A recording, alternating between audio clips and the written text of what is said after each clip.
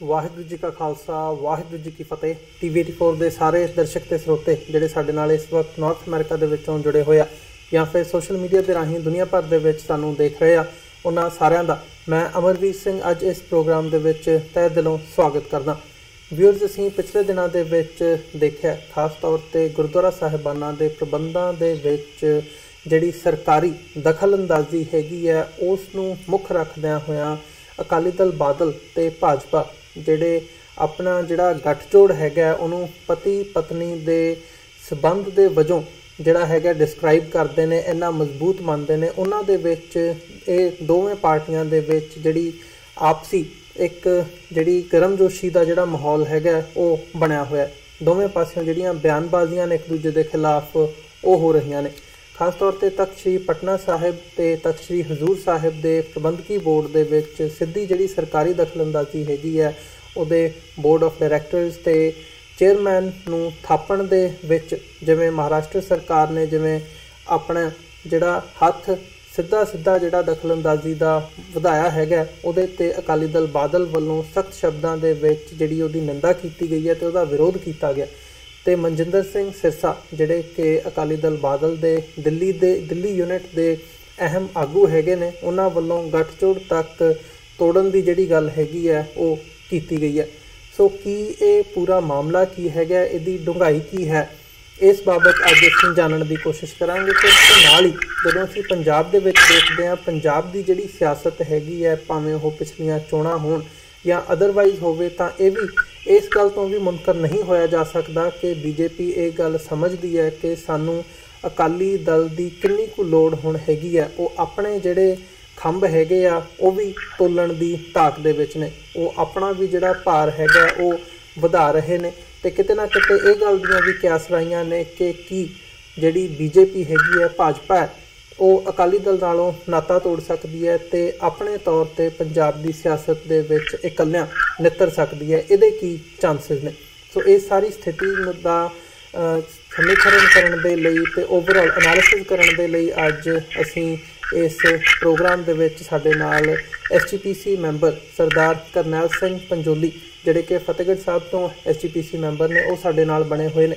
ਆਓ ਉਹਨਾਂ ਨਾਲ ਮਿਲ ਕੇ ਅੱਜ ਦੀ ਵਿਚਾਰ ਚਰਚਾ ਦੀ ਸ਼ੁਰੂਆਤ ਕਰਦੇ ਹਾਂ। ਪੰਜੋਲੀ ਸਾਹਿਬ, ਤੁਹਾਡਾ ਸਵਾਗਤ ਹੈ ਜੀ। ਵਾਹਿਗੁਰੂ ਜੀ ਕਾ ਖਾਲਸਾ ਵਾਹਿਗੁਰੂ ਜੀ ਕਾ ਖਾਲਸਾ ਵਾਹਿਗੁਰੂ ਜੀ ਕੀ ਫਤਿਹ ਜੀ। ਪੰਜੋਲੀ ਸਾਹਿਬ, ਸਭ ਤੋਂ ਪਹਿਲਾਂ ਤਾਂ ਮੈਂ ਜਾਣਨਾ ਚਾਹੂੰਗਾ ਇਹ ਸਾਰੀ ਜਿਹੜੀ ਗੱਲਬਾਤ ਰੀਸੈਂਟ ਪਿਛਲੇ 2-3 ਦਿਨਾਂ ਦੇ ਵਿੱਚ ਖਾਸ ਤੌਰ ਤੇ ਜਿਹੜਾ ਘਟਨਾਕ੍ਰਮ ਸਾਡੇ ਸਾਹਮਣੇ ਆਇਆ ਹੈਗਾ, ਇਹਨੂੰ ਤੁਸੀਂ ਕਿਵੇਂ ਐਨਾਲਾਈਜ਼ ਕਰਦੇ ਹੋ? ਖਾਸ ਤੌਰ ਤੇ ਗੁਰਦੁਆਰਾ ਸਾਹਿਬਾਨਾਂ ਦੇ ਪ੍ਰਬੰਧ ਦੇ ਵਿੱਚ ਜਿਹੜੀ ਇਹ ਦਖਲਅੰਦਾਜ਼ੀ ਹੈਗੀ ਹੈ ਜਿਹਦੇ ਤੇ ਅਕਾਲੀ ਦਲ ਨੇ ਰਿਐਕਟ ਕੀਤਾ ਤੇ ਨਾਲ ਹੀ ਉਧਰੋਂ ਭਾਜਪਾ ਨੇ ਵੀ ਰਿਐਕਟ ਕੀਤਾ। ਉਹਨਾਂ ਨੇ ਡਾਇਰੈਕਟਲੀ ਨਹੀਂ, ਉਹਨਾਂ ਦੀ ਜਿਹੜੀ ਆਫਸ਼ੂਟ ਹੈਗੀ ਹੈ RSS ਰਾਸ਼ਟਰੀ ਸਿੱਖ ਸੰਗਤ, ਉਹਨਾਂ ਨੇ ਡਾਇਰੈਕਟਲੀ ਮਨਜਿੰਦਰ ਸਿੰਘ ਸਿਰਸਾ ਦਾ ਜਿਹੜਾ ਜਵਾਬ ਦਿੱਤਾ ਹੈਗਾ ਕਿ ਉਹਨਾਂ ਨੂੰ ਹੱਕ ਨਹੀਂ ਹੈਗਾ ਇਹ ਕਰਨ ਦਾ। ਤੇ ਇਹ ਵੀ ਗੱਲ ਉਹਨਾਂ ਨੇ ਕਹੀ ਹੈ ਕਿ ਗੁਰਦੁਆਰਾ ਪ੍ਰਬੰਧਾਂ ਤੇ ਅਕਾਲੀ ਦਲ ਦਾ ਕੋਈ ਟ੍ਰੇਡਮਾਰਕ ਨਹੀਂ ਹੈਗਾ। ਸੋ ਇਸ ਘਟਨਾਕ੍ਰਮ ਨੂੰ ਤੁਸੀਂ ਕਿਵੇਂ ਦੇਖਦੇ ਹੋ ਪੰਜਾਬ ਦੇ ਵਿੱਚ ਬੈਠਿਆ ਹੋਇਆ? ਦੇਖੋ, ਪਹਿਲੀ ਗੱਲ ਤਾਂ ਇਹ ਹੈ ਜਿਹੜੀ ਰਾਸ਼ਟਰੀ ਸਿੱਖ ਸੰਗਤ ਬਣਾਈ ਹੋਈ ਹੈ बीजेपी और RSS ने, ये बड़ा खतरनाक रुझान है और पिछले लंबे समय तो वो इन्हों ऑर्गेनाइज करते आ रहे हैं, मजबूत करते आ रहे हैं सिखा भी अपने थां बनाने के लिए। संगत मतलब गुरु की होंगी है, ये संगत राष्ट्र की कदे नहीं होंगी। राष्ट्र बेटा लोग होंगे ने ते संगत कदे राष्ट्र की नहीं, लेकिन बदकिस्मती हिंदुस्तान के अंदर कदे भी बीजेपी ने मुसलमान संगत नहीं बनाई, मुसलमान राष्ट्रीय संगत नहीं बनाई जी, उन्होंने हिंदू राष्ट्रीय संगत नहीं बनाई, उन्होंने बौद्धी राष्ट्रीय संगत नहीं बनाई, उन्होंने होर साइयां विच राष्ट्रीय संगत नहीं बनाई। केवल सिखां विच ही राष्ट्रीय सिख संगत बनाउण दा जिहड़ा अर्थ है वो सिखां नूं बहुत देर पहला समझण दा यतन करना चाहिए सी। मौला साहब दुनिया विच नहीं रहे, उन्होंने बड़ी बार इस गल के उत्ते प्रतिकर्म प्रगट किया जी, ये सारे का सारा सिख धर्म विच घट करने लई कीता जा रहा है। संगत कभी भी राष्ट्र की नहीं होंगी, राष्ट्र के लोग होंगे ने ਨੰਬਰ 2 ਤੇ ਜਿਹੜਾ ਬਿਆਨ ਸਰਦਾਰ ਮਨਜਿੰਦਰ ਸਿੰਘ ਸਿਰਸੇ ਨੇ ਦਿੱਤਾ, ਮੈਂ ਉਸ ਬਿਆਨ ਦਾ ਸਵਾਗਤ ਕਰਦਾ, ਪਰ ਮੈਂ ਨਾਲ ਹੀ ਸਿਰਸਾ ਸਾਹਿਬ ਨੂੰ ਇਹ ਗੱਲ ਕਹਿਣੀ ਚਾਹੁੰਦਾ ਕਿ ਉਹਨਾਂ ਨੂੰ ਬਿਆਨ ਦੇਣ ਤੋਂ ਪਹਿਲਾਂ ਬੀਜੇਪੀ ਦੀ MLA-ਸ਼ਿਪ ਛੱਡ ਦੇਣੀ ਚਾਹੀਦੀ ਸੀ ਜੀ। ਦੇਖੋ ਦਿੱਲੀ ਵਿੱਚੋਂ MLA ਨੇ ਤੇ ਸ਼੍ਰੋਮਣੀ ਗੁਰਦੁਆਰਾ ਪ੍ਰਬੰਧਕ ਕਮੇਟੀ ਦੇ ਜਨਰਲ ਸਕੱਤਰ ਵੀ ਨੇ, ਤੇ ਤਾਰਾ ਸਿੰਘ ਮਹਾਰਾਸ਼ਟਰ ਦਾ ਗੁਰਦੁਆਰੇ ਸਾਹਿਬਾਨ ਦਾ ਬੋਰਡ ਦਾ ਪ੍ਰਧਾਨ ਹੈ ਤੇ ਉਹ ਮਹਾਰਾਸ਼ਟਰ ਦੀ ਅਸੈਂਬਲੀ ਦਾ MLA ਹੈ ਜੀ। ਦੋਵਾਂ ਚ ਫਰਕ ਕੀ ਹੈ? ਇਸ ਕਰਕੇ ਜੇ ਸਿਧਾਂਤਕ ਤੌਰ ਤੇ ਵੇਖੀਏ ਤਾਂ ਸਿਰਸਾ ਸਾਹਿਬ ਦੀ ਗੱਲ ਤਾਂ ਠੀਕ ਹੈ ਕਿ BJP ਔਰ RSS ਗੁਰਦੁਆਰੇ ਪ੍ਰਬੰਧ ਵਿੱਚ ਦਖਲ ਦੇ ਰਹੇ ਨੇ, ਤੇ ਇਸ ਕਰਕੇ ਇਹ ਅਸੀਂ ਬਰਦਾਸ਼ਤ ਨਹੀਂ ਕਰਦੇ। ਪਰ ਇਹ ਬਿਆਨ ਦੇਣ ਤੋਂ ਪਹਿਲਾਂ ਉਹਨਾਂ ਨੂੰ ਆਪਣਾ ਅਹੁਦਾ ਛੱਡਣਾ ਚਾਹੀਦਾ ਜੀ। ਤੀਸਰੀ ਗੱਲ ਇਹ ਹੈ, ਦੇਖੋ ਸ਼੍ਰੀ ਅਕਾਲ ਤਖਤ ਸਾਹਿਬ ਦੇ ਜਥੇਦਾਰ ਗਿਆਨੀ ਜੋਗਿੰਦਰ ਸਿੰਘ ਜੀ ਬੇਨਤੀ ਸਾਹਿਬ ਨੇ 1996 ਦੇ ਵਿੱਚ ਇੱਕ ਬਕਾਇਦਾ ਰੈਜ਼ੋਲੂਸ਼ਨ ਮਤਲਬ ਮਤਾ ਪਾਸ ਕੀਤਾ ਸੀ, ਹੁਕਮਨਾਮਾ ਜਾਰੀ ਕੀਤਾ ਸੀ ਜੀ ਕਿ RSS ਜਿਹੜੀ ਹੈ ਇਹ ਪੰਥ ਵਿਰੋਧੀ ਤਾਕਤ ਹੈ, ਸ਼ਕਤੀ ਹੈ, ਇਸ ਕਰਕੇ ਇਹਦੇ ਨਾਲ ਕਿਸੇ ਕਿਸਮ ਦੀ ਕੋਈ ਸਾਂਝ ਕਿਸੇ ਵੀ ਸਿੱਖ ਨੂੰ ਨਹੀਂ ਰੱਖਣੀ ਚਾਹੀਦੀ। ਫਿਰ ਅਕਾਲੀ ਦਲ ਲਗਾਤਾਰ ਉਹਦੇ ਨਾਲ ਆਪਣੀ ਸਾਂਝ ਕਿਉਂ ਰੱਖਦਾ ਆ? ਇਹ ਹੁਕਮਨਾਮੇ ਦੀ ਜੋ ਉਲੰਘਣਾ ਤੇ ਗ੍ਰੰਥੀ ਸਾਹਿਬ ਦੇ ਹੁਕਮਨਾਮੇ ਤੇ ਅਮਲ ਕਰਨ ਦੀ ਬਜਾਏ ਉਲਟਾ ਗ੍ਰੰਥੀ ਸਾਹਿਬ ਨੂੰ ਹੀ ਅਰਜ਼ੀ ਤੋਂ ਲਾ ਕੇ ਲਾਂਭੇ ਕਰ ਦਿੱਤਾ ਗਿਆ। ਤੇ ਮੈਂ ਸਮਝਦਾ ਵੀ ਉਦੋਂ ਸਿਰਸਾ ਸਾਹਿਬ ਨੂੰ ਬੋਲਣਾ ਚਾਹੀਦਾ ਸੀ, ਉਹਨਾਂ ਨੂੰ ਕਹਿਣਾ ਚਾਹੀਦਾ ਸੀ ਵੀ ਗ੍ਰੰਥੀ ਸਾਹਿਬ ਠੀਕ ਨੇ, ਅਸੀਂ ਗਲਤ ਹੈ। ਉਦੋਂ ਲਗਾਤਾਰ ਸੱਤਾ ਦਾ ਆਨੰਦ ਮਿਲਦਾ ਸੀ, ਇਸ ਕਰਕੇ ਅਕਾਲ ਤਖਤ ਦੇ ਹੁਕਮਨਾਮੇ ਦੀ ਵੀ ਪ੍ਰਵਾਹ ਨਹੀਂ ਕੀਤੀ ਗਈ ਜੀ। ਚੌਥੀ ਗੱਲ ਜਿਹੜੀ ਇਹ ਹੈ ਕਿ ਹਜ਼ੂਰ ਸਾਹਿਬ ਜਿਹੜਾ ਬੋਰਡ ਹੈ ਉਹਦੇ ਵਿੱਚ ਮਤਲਬ ਜਿਹੜਾ ਮਹਾਰਾਸ਼ਟਰ ਦੀ ਸਰਕਾਰ ਨੇ 2015 ਦੇ ਵਿੱਚ ਇੱਕ ਨੋਟੀਫਿਕੇਸ਼ਨ ਜਾਰੀ ਕਰਕੇ ਸੋਧ ਕਰ ਦਿੱਤੀ ਜੀ ਕਿ ਕਿਉਂਕਿ ਕਈ ਵਾਰੀ ਇਹ ਹੁੰਦਾ ਸੀ 17 ਮੈਂਬਰ ਉੱਤੇ ਬਣਦੇ ਨੇ ਉਸ ਬੋਰਡ ਦੇ, ਉਹਨਾਂ 17 ਮੈਂਬਰਾਂ ਵਿੱਚ 2 ਭਾਰਤ ਦੇ ਮੈਂਬਰ ਪਾਰਲੀਮੈਂਟ ਹੁੰਦੇ ਨੇ ਸਿੱਖ, ਤੇ 4 ਮੈਂਬਰ ਸ਼੍ਰੋਮਣੀ ਕਮੇਟੀ ਭੇਜਦੀ ਹੈ, 7 ਤੋਂ ਲੋਕਲ ਹੁੰਦੇ ਨੇ, 1 ਮੈਂਬਰ ਕਲਕੱਤੇ ਤੋਂ ਹੁੰਦਾ, 1 ਮੈਂਬਰ ਮਹਾਰਾਸ਼ਟਰ ਤੋਂ ਹੁੰਦਾ, 1 ਮੈਂਬਰ ਬੰਬਈ ਤੋਂ ਹੁੰਦਾ, 1 ਮੈਂਬਰ ਮੱਧ ਪ੍ਰਦੇਸ਼ ਤੋਂ ਹੁੰਦਾ, 1 ਪਟਨਾ ਸਾਹਿਬ ਤੋਂ ਹੁੰਦਾ। ਇਸ ਤਰ੍ਹਾਂ ਇਹ 17 ਮੈਂਬਰੀ ਬੋਰਡ ਬਣਦਾ ਜੀ। ਬੋਰਡ ਵਿੱਚੋਂ ਹੀ ਅਗਲਾ ਪ੍ਰਧਾਨ ਚੁਣਿਆ ਜਾਂਦਾ ਸੀ ਜੀ। ਬਿਲਕੁਲ ਕਈ ਵਾਰੀ ਇਹ ਹੁੰਦਾ ਸੀ ਵੀ 17 ਜਿਹੜੇ 17 ਨੇ ਉਹਨਾਂ ਵਿੱਚੋਂ 10 ਇੱਕ ਪਾਸੇ ਹੁੰਦੇ, ਪੰਜਾਬ ਦਾ ਕਈ ਵਾਰੀ ਪ੍ਰਧਾਨ ਬਣਾ ਲੈਂਦੇ ਸੀ, ਜਿਵੇਂ ਟੌੜਾ ਸਾਹਿਬ ਲੰਮਾ ਸਮਾਂ ਉੱਤੇ ਪ੍ਰਧਾਨ ਰਹੇ ਜੀ।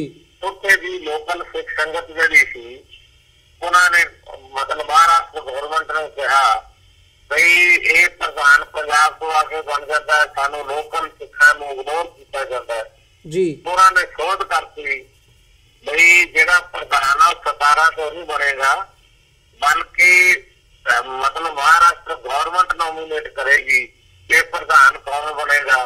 ਇਸੇ ਕਰਕੇ ਤਾਰਾ ਸਿੰਘ ਲਗਾਤਾਰ ਬਣਦਾ ਰਿਹਾ ਜੀ। ਹੁਣ ਅਗਲੀ ਗੱਲ ਜਿਹੜੀ ਹੈ 2018 ਵਿੱਚ ਉਹਨਾਂ ਨੇ ਚਲੋ ਸਿੱਖਾਂ ਨੇ ਵਿਰੋਧ ਕੀਤਾ, ਰੌਲਾ ਪਾਇਆ। ਹੁਣ 2018 ਦੇ ਵਿੱਚ ਉਹਨਾਂ ਨੇ ਦੁਆਰੇ ਅਮੈਂਡਮੈਂਟ ਸ਼ੁਰੂ ਕਰਤੀ ਵੀ ਜਿਹੜੀ 7 ਮੈਂਬਰ ਨੇ ਹਜ਼ੂਰ ਸਾਹਿਬ ਬੋਰਡ ਦੇ ਉਹ 7 ਦੀ ਬਜਾਈ 14 ਕਰ ਦੋ।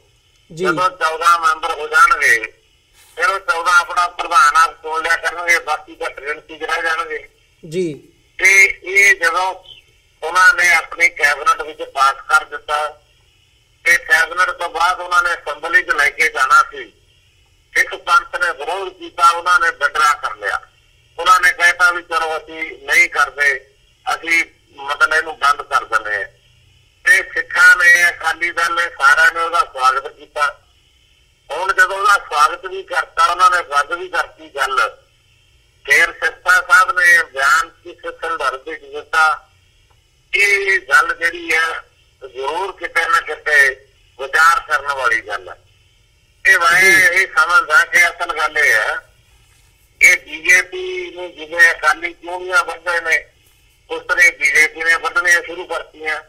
ਜੀ ਢੀਂਡਸਾ ਸਾਹਿਬ ਅਕਾਲੀ ਦਲ ਤੋਂ ਵੱਖ ਹੋ ਕੇ ਅਕਾਲੀ ਦਲ ਦੀਆਂ ਜਿਹੜੀਆਂ ਨੀਤੀਆਂ ਨੇ ਉਹਨਾਂ ਦੇ ਖਿਲਾਫ ਢੀਂਡਸਾ ਸਾਹਿਬ, ਬ੍ਰਹਮਪੁਰਾ ਸਾਹਿਬ, ਅਜਨਾਲਾ ਸਾਹਿਬ ਤੇ ਇਹ ਸਾਰੇ ਬੰਦੇ, ਸੇਖਵਾ ਸਾਹਿਬ ਕੁਝ ਬੋਲੇ ਤੇ ਬੀਜੇਪੀ ਵਾਲਿਆਂ ਨੇ ਢੀਂਡਸਾ ਸਾਹਿਬ ਨੂੰ ਪਦਮ ਭੂਸ਼ਣ ਦੇ ਦਿੱਤਾ।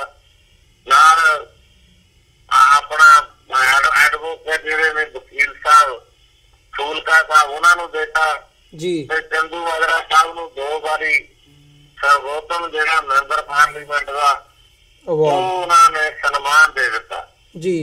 ਇਹ ਮੈਨੂੰ ਲੱਗਦਾ ਕਿਤੇ ਨਾ ਕਿਤੇ ਇਹ ਗੱਲ ਜਿਹੜੀ ਹੈ ਇਹਨਾਂ ਨੂੰ ਪਰਵਾਹ ਨਹੀਂ ਹੈ ਲੀਡਰਸ਼ਿਪ ਨੂੰ, ਬਈ ਸਾਡੇ ਮੁਕਾਬਲੇ ਜਿਹੜੇ ਬੰਦੇ ਬਿਆਨਬਾਜ਼ੀ ਕਰਦੇ ਨੇ ਉਹਨਾਂ ਨੂੰ ਬੀਜੇਪੀ ਕਿਉਂ ਆਨਰ ਕਰਦੀ ਹੈ ਜੀ। ਇਹ ਦੂਸਰੀ ਗੱਲ ਇੱਕ ਗੱਲ ਜਦੋਂ ਵਕਤ ਸੀ ਬੀਜੇਪੀ ਨਾਲ ਸਾਥ ਛੱਡਣ ਦਾ ਔਰ ਸਾਨੂੰ ਸਿੱਖ ਪੰਥ ਨੂੰ ਬੜਾ ਵੱਡਾ ਫਾਇਦਾ ਹੁੰਦਾ ਸੀ, ਉਦੋਂ ਅਸੀਂ ਸੋਚਿਆ ਤੱਕ ਨਾ 1996 ਦੀ ਭਾਰਤ ਦੀ ਪਾਰਲੀਮੈਂਟ ਦੀ ਚੋਣ ਹੋਈ।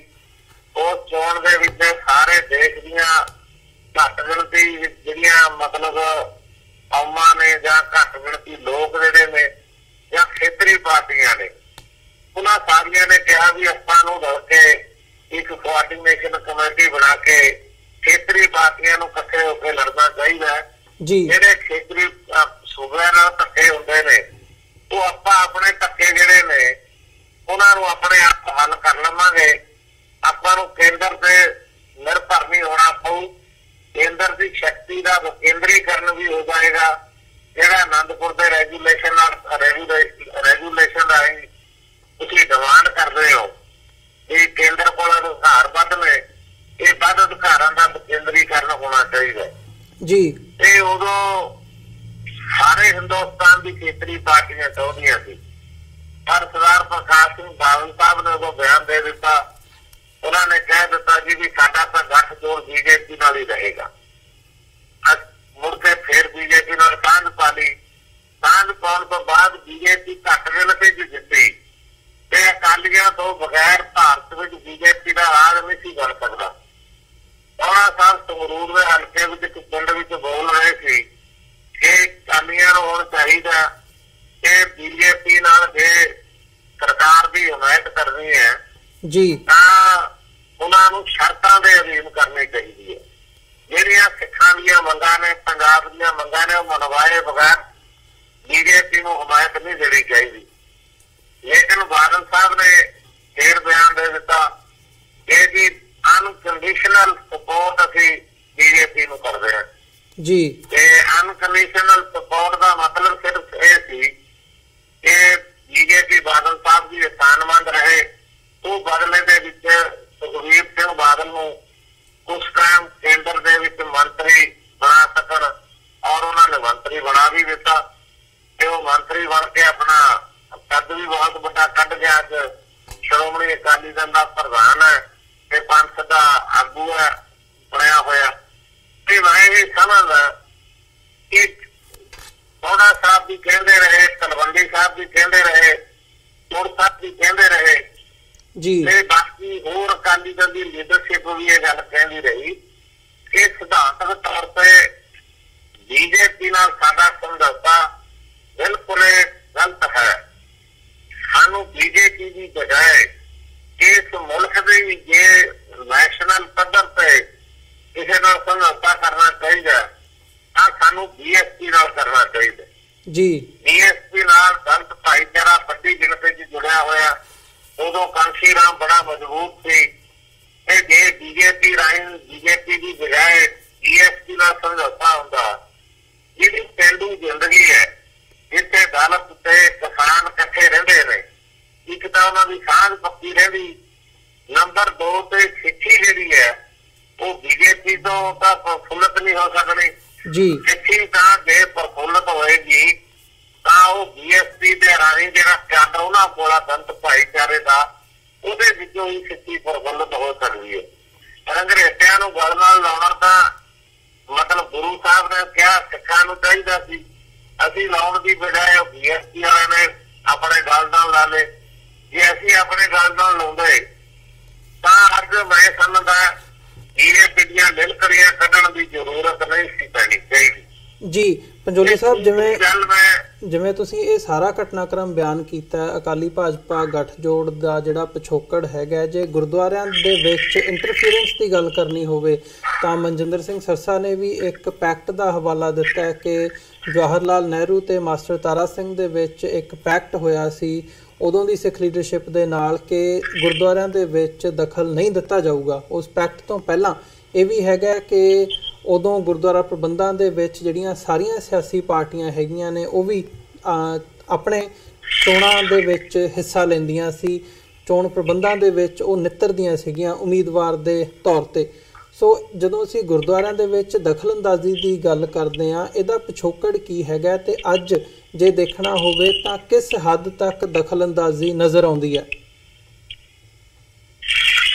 ਦੇਖੋ, ਬੀਜੇਪੀ RSS ਮੈਂ ਜਿਹੜੀ ਗੱਲ ਸਭ ਤੋਂ ਪਹਿਲੀ ਗੱਲ ਕਹੀ ਆ ਉਹਦੇ ਅਰਥ ਸਮਝਣੇ ਚਾਹੀਦੇ ਨੇ। ਹਿੰਦੁਸਤਾਨ ਦੇ ਅੰਦਰ ਬਾਕੀ ਕੌਮਾਂ ਦੇ ਅੰਦਰ, ਬਾਕੀ ਧਰਮਾਂ ਦੇ ਅੰਦਰ, ਬਾਕੀ ਸਰਕਿਆਂ ਦੇ ਅੰਦਰ ਰਾਸ਼ਟਰੀ ਸੰਗਤ ਕਿਉਂ ਨਹੀਂ ਬਣਾਈ? ਸਿੱਖਾਂ ਵਿੱਚ ਹੀ ਰਾਸ਼ਟਰੀ ਸਿੱਖ ਸੰਗਤ ਬਣਾਉਣ ਦੇ ਮਨੋਰਥ ਕੀ ਹੈ? ਉਹ ਮਨੋਰਥ ਸਾਰੇ ਦਾ ਸਾਰਾ ਰਾਸ਼ਟਰੀ ਸਿੱਖ ਸੰਗਤ ਦੇ ਰਾਹੀਂ ਇੱਕ ਜਥੇਬੰਦੀ ਮਜ਼ਬੂਤ ਕਰਨਾ, ਉਹ ਜਥੇਬੰਦੀ ਦੇ ਰਾਹੀਂ ਗੁਰਦੁਆਰਾ ਪ੍ਰਬੰਧ ਜਿਹੜਾ ਹੈ ਉਹਦੇ ਤੇ ਕਬਜ਼ਾ ਕਰਨਾ, ਇਹ RSS ਤੇ BJP ਦਾ ਮੁੱਖ ਮਨੋਰਥ ਹੈ। ਜਿਹੜੀ ਗੱਲ ਅਸੀਂ ਕਹਿੰਦੇ ਆ ਵੀ ਸਿੱਖ ਇੱਕ ਵੱਖਰੀ ਕੌਮ ਹੈ, ਤੇ ਇਸੇ ਕਰਕੇ ਭਾਰਤ ਦੇ ਸੰਵਿਧਾਨ ਵਿੱਚ ਨਾ ਕਾਂਗਰਸ ਨੇ ਸੋਧ ਕੀਤੀ ਕਿ ਸਿੱਖ ਇੱਕ ਵੱਖਰੀ ਕੌਮ ਨਾ BJP ਨੇ ਸੋਧ ਕੀਤੀ। ਤੇ ਜੇ ਦੋਵੇਂ ਤਰ੍ਹਾਂ ਸਾਡੀ ਮਤਲਬ ਸਿੱਖ ਇੱਕ ਵੱਖਰੀ ਕੌਮ ਨੂੰ ਮਾਨਤਾ ਹੀ ਨਹੀਂ ਦਿੰਦੇ ਤਾਂ ਫਿਰ BJP ਦੀ ਜਿਹੜੀ ਇਹ ਸੂਖਮ ਸਾਜ਼ਿਸ਼ ਹੈ ਜਿਹਦੇ ਰਾਹੀਂ ਉਹ ਕਬਜ਼ਾ ਕਰਨਾ ਚਾਹੁੰਦੀ ਹੈ, ਉਹ ਅਸਲ ਵਿੱਚ RSS ਰਾਸ਼ਟਰੀ ਸਿੱਖ ਸੰਗਤ ਦੇ ਰਾਹੀਂ ਕਰਨ ਦਾ ਉਹਨਾਂ ਦਾ ਮਨੋਰਥ ਹੈ। ਉਹ ਕਹਿੰਦੇ ਨੇ, ਐਲਾਨ ਕਰਦੇ ਨੇ, ਉਹਨਾਂ ਨੇ ਕਿਹਾ ਕਿ ਅਕਾਲੀ ਰਾਜਨੀਤੀ ਵਿੱਚ ਕਿਉਂ, ਅਕਾਲੀ ਧਰਮ ਵਿੱਚ ਕਿਉਂ ਦਖਲ ਦਿੰਦੇ ਨੇ, ਅਕਾਲੀ ਗੁਰਦੁਆਰਿਆਂ ਵਿੱਚ ਕਿਉਂ ਦਖਲ ਦਿੰਦੇ ਨੇ, ਅਕਾਲੀ ਸਿੱਧੇ ਰੂਪ ਵਿੱਚ ਦਖਲ ਦਿੰਦੇ ਨੇ।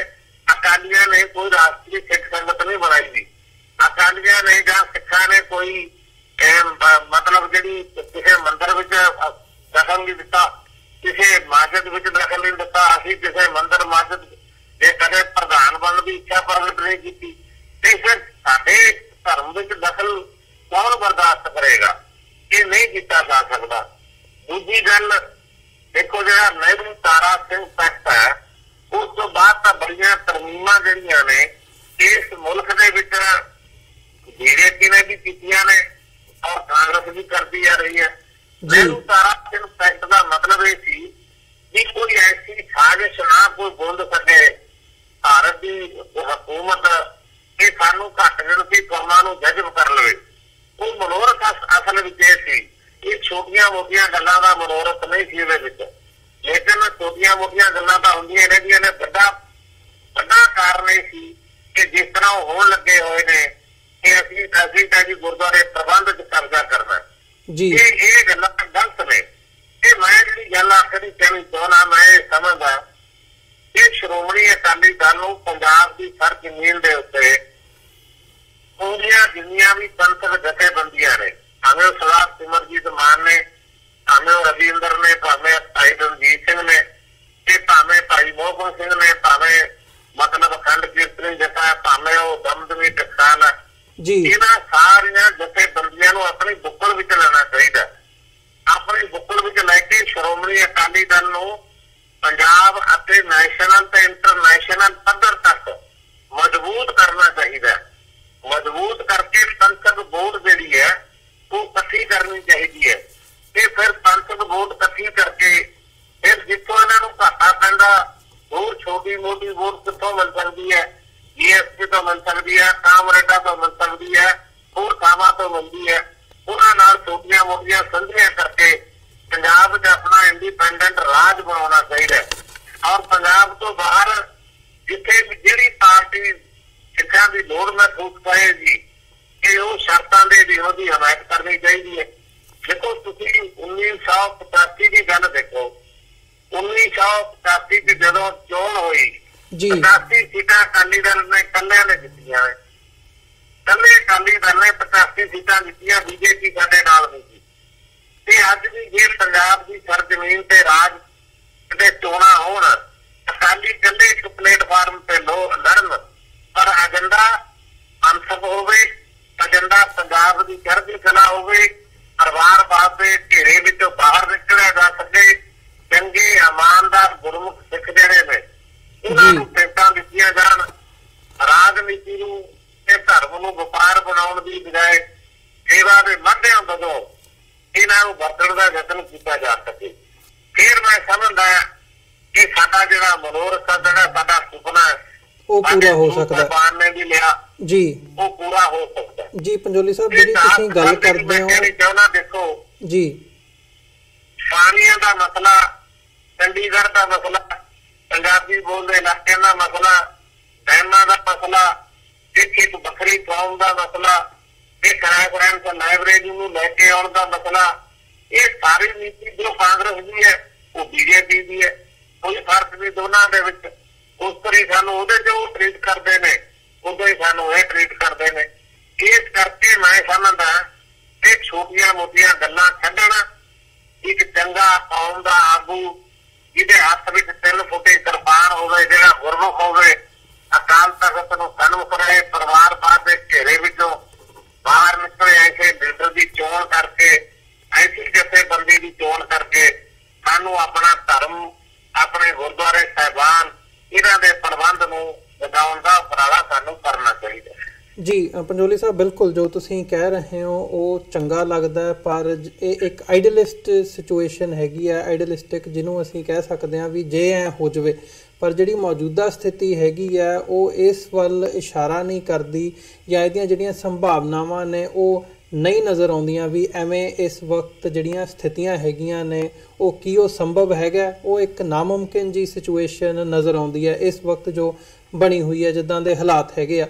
ਪਰ ਜਾਂਦੇ ਜਾਂਦੇ ਮੈਂ ਇੱਕ ਸਵਾਲ ਤੁਹਾਡੇ ਕੋਲੋਂ ਜ਼ਰੂਰ ਜਾਣਨਾ ਚਾਹੂੰਗਾ ਕਿ ਇਸ ਵਕਤ ਜੇ ਸਿਆਸੀ ਤੌਰ ਤੇ ਗੱਲ ਕਰਨੀ ਹੋਵੇ, ਪੰਜਾਬ ਦੇ ਵਿੱਚ ਜਿਹੜਾ ਅਕਾਲੀ ਭਾਜਪਾ ਗੱਠਜੋੜ ਹੈਗਾ ਉਹਦਾ ਤੁਸੀਂ ਫਿਊਚਰ ਕਿਵੇਂ ਐਨਾਲਾਈਜ਼ ਕਰਦੇ ਹੋ, ਖਾਸ ਤੌਰ ਤੇ ਜਿਹੜੀਆਂ ਚੋਣਾਂ ਹੁਣ ਸਾਡੇ ਸਾਹਮਣੇ ਹੈਗੀਆਂ ਨੇ 2019 ਦੀਆਂ ਲੋਕ ਸਭਾ ਦੀਆਂ। ਇਸ ਦੇ ਵਿੱਚ ਸਾਡੇ ਕੋਲ ਅਖੀਰਲਾ 1 ਮਿੰਟ ਹੈ ਪੰਜੋਲੀ ਸਾਹਿਬ। ਦੇਖੋ, ਪਹਿਲੀ ਗੱਲ ਤਾਂ ਇਹ ਹੈ, ਮੈਂ ਜਿਹੜੀ ਗੱਲ ਕਹਿਣੀ ਚਾਹੁੰਦਾ, ਫਿਊਚਰ ਸਾਡੇ ਕੋਲ ਪੰਥ ਦਾ ਪੰਜਾਬ ਵਿੱਚ ਹੈਗਾ, ਪਰ ਬਦਕਿਸਮਤੀ ਇਹ ਹੈ ਕਿ ਅਸੀਂ ਪੰਥ ਲਈ ਤਾਂ ਲੜਦੇ ਨੇ। ਅਸੀਂ ਤਾਂ ਗੁਰੂ ਸਾਹਿਬ ਨੇ ਤਾਂ ਕਿਹਾ ਸੀ ਆਪਣਾ ਬਰਾਨ ਬਗਾਨਾ ਸੰਢ ਹੈ, ਪੰਥ ਵਸੇ ਨਾ ਉਜੜਾ ਮਨ ਚਾਓ ਘਨੇਰਾ। ਅਸੀਂ ਤਾਂ ਖੜੇ ਇੱਥੇ ਕਿ ਮੇਰਾ ਪਰਿਵਾਰ ਬਸਣਾ ਚਾਹੀਦਾ, ਬਾਕੀ ਸਾਰਾ ਪੰਥ ਉਜੜ ਜੇ। ਅਕਾਲ ਤਖਤ ਦੇ ਜਥੇਦਾਰ ਤੋਂ ਲੈ ਕੇ ਇੱਕ ਸਰਕਲ ਤੱਕ ਦੇ ਜਥੇਦਾਰ ਨੇ, ਉਹ ਵੀ ਕਹਿੰਦਾ ਕਿ ਹੋਰ ਨਾ ਕੋਈ ਸ਼ਾਮਲ ਹੋਵੇ, ਮੇਰਾ ਪੁੱਤ, ਮੇਰਾ ਭਤੀਜਾ, ਮੇਰਾ ਜਵਾਈ ਇਹਦੇ ਵਿੱਚ ਸ਼ਾਮਲ ਰਹਿਣਾ ਚਾਹੀਦਾ। ਸਾਰੇ ਤਖਤਾਂ ਦੇ ਜਥੇਦਾਰਾਂ ਦੀ ਇੱਛਾ ਇਹ ਹੈ ਤੇ ਸਾਰੀ ਕੌਮ ਦੀ ਲੀਡਰਸ਼ਿਪ ਦੀ ਇੱਛਾ ਇਹ ਹੈ, ਸਾਰੇ ਮੈਂਬਰ ਪਾਰਲੀਮੈਂਟਾਂ ਦੀ, ਸਾਰੇ MLA ਦੀ। ਜਦੋਂ ਪਰਿਵਾਰਵਾਦ ਵਿੱਚ ਫਸੋਗੇ ਤਾਂ ਉਦੋਂ ਤੁਸੀਂ ਸਹੀ ਫੈਸਲੇ ਨਹੀਂ ਲੈ ਸਕਦੇ। ਤੀਜੀ ਗੱਲ, ਮੈਨੂੰ ਨਹੀਂ ਲੱਗਦਾ ਕਿ ਬੀਜੇਪੀ ਤੇ RSS, ਬੀਜੇਪੀ ਤੇ ਅਕਾਲੀ ਦਲ ਦੀ ਦੁਕਾਨ ਚੁੱਕੇਗੀ, ਮੈਨੂੰ ਨਹੀਂ ਲੱਗੇਗਾ ਤਾਂ, ਕਿਉਂਕਿ ਪ੍ਰਕਾਸ਼ ਸਿੰਘ ਬਾਦਲ ਨੇ ਰਾਜਨੀਤੀ ਉਹ ਕਰਨੀ ਹੈ ਜਿਹੜੀ ਰਾਜਨੀਤੀ ਉਹਦੇ ਪਰਿਵਾਰ ਨੂੰ ਸੂਟ ਕਰੇਗੀ। ਜੇ ਉਹਨਾਂ ਨੂੰ ਇਹ ਸੂਟ ਕਰਦਾ ਕਿ ਮਤਲਬ ਪੰਥਕ ਖੇਤਰ ਵਿੱਚ ਵਿਚਰ ਕੇ ਮਤਲਬ ਪੰਥ ਦੀ ਗੱਲ ਕਰਕੇ ਬੀਜੇਪੀ ਨਾਲ ਸਾਂਝ ਤੋੜ ਦਿੱਤੀ ਜਾਵੇ, ਇਹਨੂੰ ਉਸ ਤਰ੍ਹਾਂ ਕਰ ਲਵੇ। ਤੇ ਜੇ ਉਹਨਾਂ ਨੂੰ ਲੱਗਿਆ ਕਿ ਪੰਥ ਨੇ ਮੈਨੂੰ ਪ੍ਰਵਾਨ ਨਹੀਂ ਕਰਨਾ, ਉਹਨਾਂ ਨੇ ਆਪਣੀ ਸਾਂਝ ਬੀਜੇਪੀ ਨਾਲ ਜੋੜ ਕੇ ਰੱਖਣੀ ਹੈ। ਔਰ ਮੇਰੀ 100% ਗਰੰਟੀ ਹੈ ਕਿ ਬੀਜੇਪੀ ਤੇ ਅਕਾਲੀ ਦਲ ਦੀ ਸਾਂਝ ਇਹਨਾਂ ਦੀ ਟੁੱਟਣੀ ਉਹਦੇ ਨਾਲ ਨੇ ਤੋੜਨੀ ਹੈ ਜੀ। ਪੰਜੋਲੀ ਸਾਹਿਬ, ਤੁਹਾਡਾ ਬਹੁਤ ਬਹੁਤ ਧੰਨਵਾਦ, ਤੁਸੀਂ ਆਪਣਾ ਸਮਾਂ ਕੱਢ ਕੇ ਸਾਡੇ ਨਾਲ ਵਿਚਾਰਾਂ ਦੀ ਸਾਂਝ ਪਾਈ ਹੈ। ਅੱਜ ਦੇ ਸ਼ੋਅ ਦੇ ਵਿੱਚ ਇੱਥੇ ਹੀ ਇਜਾਜ਼ਤ ਚਾਹਾਂਗੇ ਜੀ। ਬਹੁਤ ਬਹੁਤ ਧੰਨਵਾਦ ਤੁਹਾਡਾ। ਫਤਿਹ ਦੀ ਸਾਂਝ ਪਾਈ ਹੈ ਅੰਤ ਦੇ ਵਿੱਚ। ਵਾਹਿਗੁਰੂ ਜੀ ਕਾ ਖਾਲਸਾ, ਵਾਹਿਗੁਰੂ ਜੀ ਕੀ ਫਤਿਹ। ਵਿਊਅਰਸ, ਉਮੀਦ ਕਰਦੇ ਹਾਂ ਕਿ ਜਿਹੜੀ ਅੱਜ ਦੀ ਸਾਡੀ ਇਹ ਸਾਰੀ ਗੱਲਬਾਤ ਸੀ ਫਤਿਹਗੜ੍ਹ ਸਾਹਿਬ ਤੋਂ SGPC ਮੈਂਬਰ ਸਰਦਾਰ ਕਰਨੈਲ ਸਿੰਘ ਪੰਜੋਲੀ ਹੋਰਾਂ ਦੇ ਨਾਲ, ਇਹ ਤੁਹਾਨੂੰ ਜ਼ਰੂਰ ਪਸੰਦ ਆਈ ਹੋਵੇਗੀ। ਸੋ ਜਾਂਦੇ ਜਾਂਦੇ ਤੁਹਾਡੇ ਚਰਨਾਂ ਦੇ ਵਿੱਚ ਬੇਨਤੀ ਕਰਦੇ ਹਾਂ ਕਿ TV84 ਨੂੰ ਅੱਗੇ ਵਧਾਉਣ ਦੇ ਲਈ ਸਾਨੂੰ ਤੁਹਾਡੀ ਸਹਾਇਤਾ ਦੀ ਲੋੜ ਹੈ। TV84 ਨੂੰ ਡੋਨੇਟ ਕਰਨ ਦੇ ਲਈ ਤੁਸੀਂ ਸਾਡੀ ਵੈਬਸਾਈਟ www.tv84.tv ਤੇ ਜਾ ਕੇ ਸਾਨੂੰ ਡੋਨੇਟ ਕਰ ਸਕਦੇ ਹੋ ਅਤੇ ਮੰਥਲੀ ਡੋਨੇਸ਼ਨਸ ਦੇ ਲਈ ਪਲੈਜ ਕਰ ਸਕਦੇ ਹੋ। ਜੇ ਚੈੱਕ ਰਾਹੀਂ ਡੋਨੇਸ਼ਨਸ ਭੇਜਣੀਆਂ ਚਾਹੁੰਦੇ ਹੋ ਤਾਂ TV84 ਦੇ ਨਾਂ ਦਾ ਚੈੱਕ ਬਣਾ ਕੇ ਤੁਸੀਂ ਸਾਨੂੰ ਸਾਡੇ ਐਡਰੈਸ ਤੇ ਮੇਲ ਕਰ ਸਕਦੇ ਹੋ 3601 37th ਐਵਨਿਊ ਲੌਂਗ ਆਈਲੈਂਡ ਸਿਟੀ ਨਿਊਯਾਰਕ 11101 ਵੈਬਸਾਈਟ ਇੱਕ ਵਾਰ ਫਿਰ ਦੱਸਦੇ ਹਾਂ www.tv84.tv। ਇਸੇ ਦੇ ਨਾਲ ਵਿਊਅਰਸ ਅਸੀਂ ਅੱਜ ਦੇ ਪ੍ਰੋਗਰਾਮ ਦੇ ਵਿੱਚ ਤੁਹਾਡੇ ਕੋਲੋਂ ਇੱਥੇ ਹੀ ਇਜਾਜ਼ਤ ਚਾਹਾਂਗੇ। ਦੁਬਾਰਾ ਫਿਰ ਸੋਮਵਾਰ ਨੂੰ ਤੁਹਾਡੇ ਨਾਲ ਮੁਲਾਕਾਤ ਹੋਵੇਗੀ ਅਗਲੇ ਹਫਤੇ। ਤਦ ਤੱਕ ਲਈ ਇਜਾਜ਼ਤ ਦਿਓ ਜੀ। ਵਾਹਿਗੁਰੂ ਜੀ ਕਾ ਖਾਲਸਾ, ਵਾਹਿਗੁਰੂ ਜੀ ਕੀ ਫਤਿਹ।